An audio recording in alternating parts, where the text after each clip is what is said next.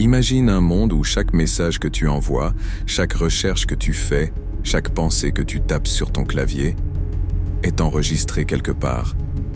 Et maintenant, demande-toi, à qui profite vraiment Internet? Est-ce qu'on t'a déjà raconté qu'il a vraiment inventé? Et pourquoi? Tu vas voir, ce que tu vas découvrir aujourd'hui va profondément changer ta perception de ce que tu considérais comme un simple outil du quotidien. Et non, tu n'es pas seul à t'être posé la question.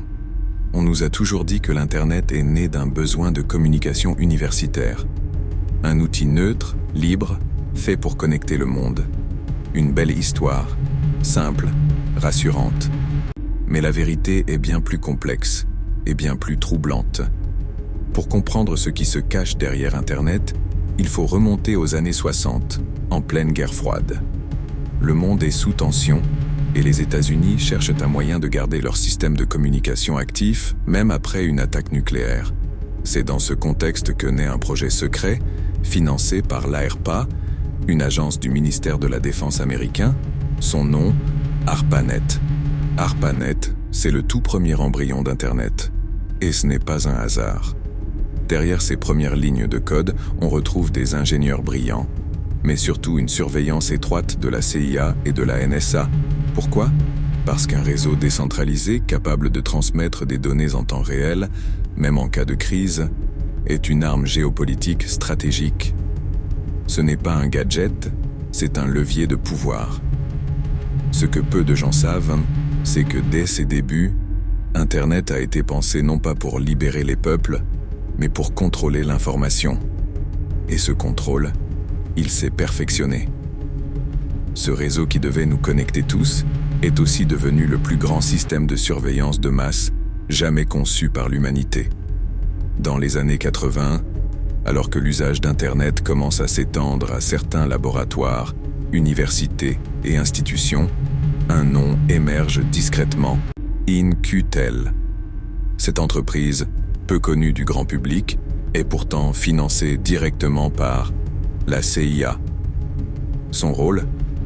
Financer des startups technologiques les plus prometteuses pour intégrer leurs innovations au service du renseignement américain.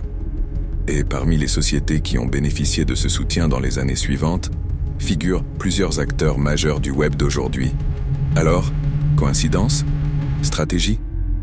Ou simplement un jeu d'influence parfaitement mené? Prenons le cas de Google. Peu de gens savent que ses fondateurs, Sergey Brin et Larry Page, ont été soutenus à leur début par un programme de recherche financé par la DARPA. Le but? Cartographier le web et comprendre les relations entre les données. Cela ressemble beaucoup à ce que Google fait aujourd'hui, non? Dès lors, une question se pose. Internet a-t-il été donné au monde?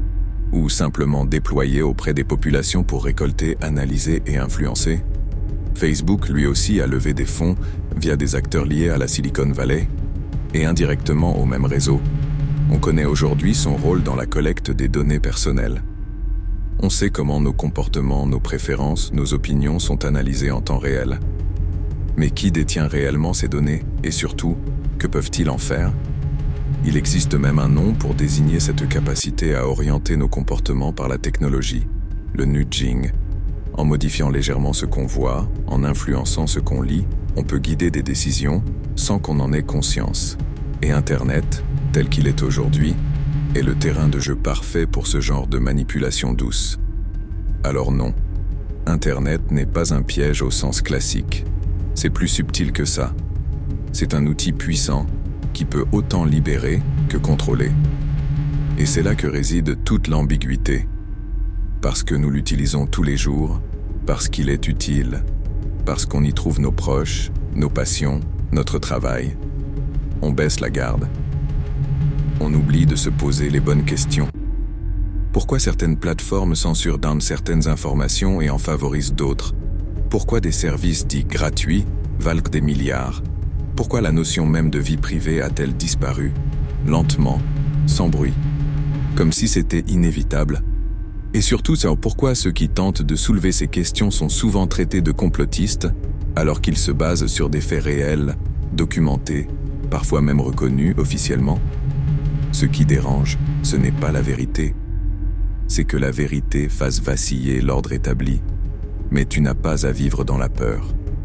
Tu n'as pas besoin de tout couper, de tout rejeter. Tu peux choisir d'ouvrir les yeux, doucement, de faire un pas de côté, d'observer avec un peu plus de recul, parce que la connaissance, c'est la première forme de liberté. Et parce que comprendre comment tout cela a été mis en place, c'est déjà une façon de reprendre du pouvoir sur ta propre vie. Alors maintenant que tu sais, qu'est-ce que tu vas en faire? Dis-moi en commentaire ce que tu penses de tout ça.